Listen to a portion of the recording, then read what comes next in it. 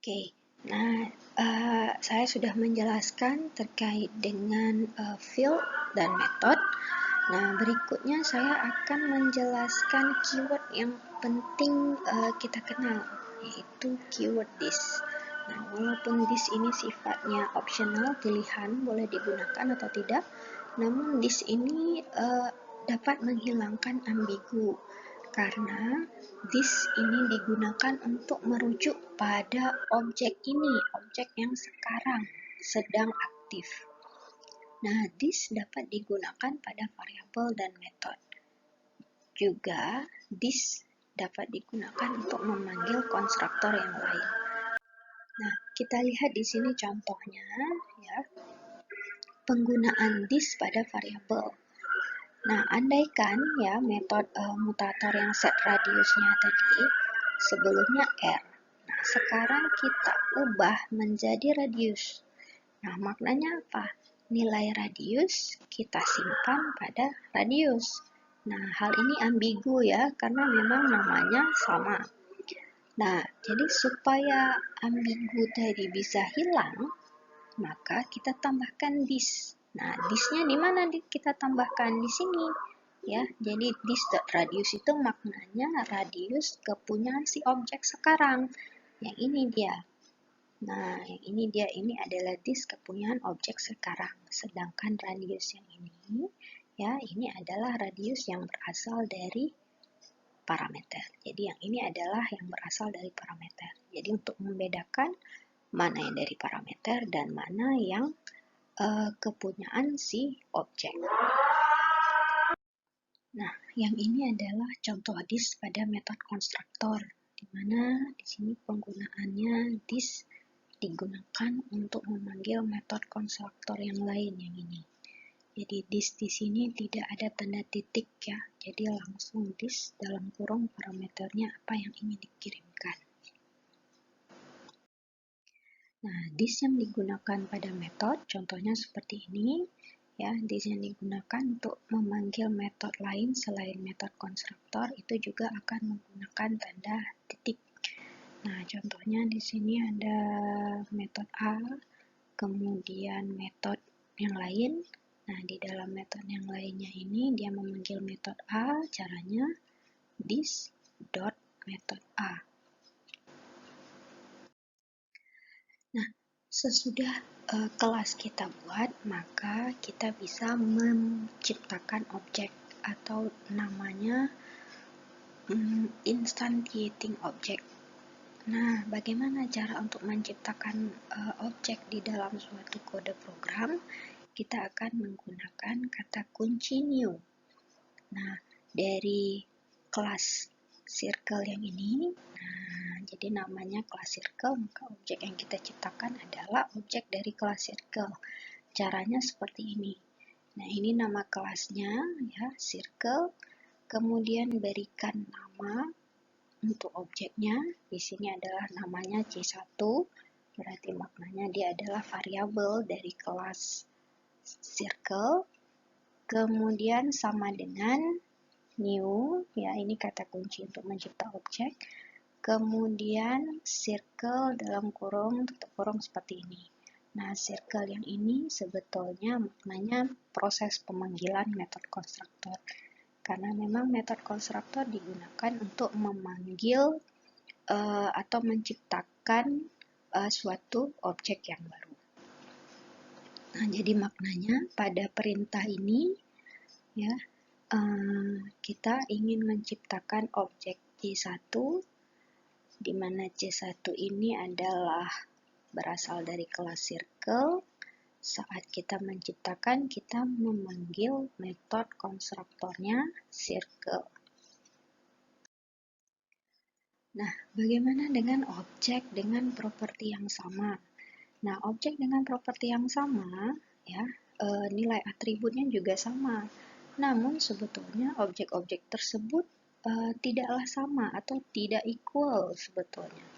Kenapa? Karena seperti yang kita pelajari sebelumnya, bahwa setiap objek memiliki identitas. Ya, setiap kita menggunakan keyword new ya untuk menciptakan objek, maka sebetulnya objek tersebut sudah memiliki identitas yang unik. Dan istilahnya kalau di dalam implementasinya pada memori, objek-objek tadi berada pada tempat yang berbeda.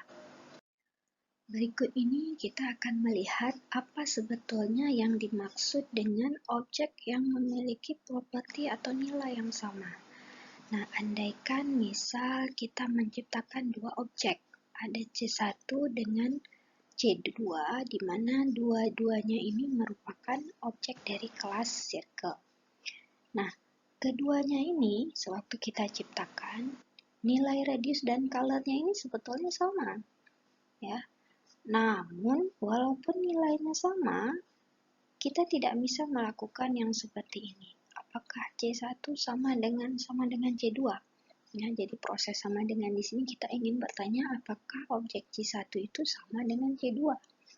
Nah, proses membandingkan objek seperti ini itu tidak bisa kita gunakan. Kenapa?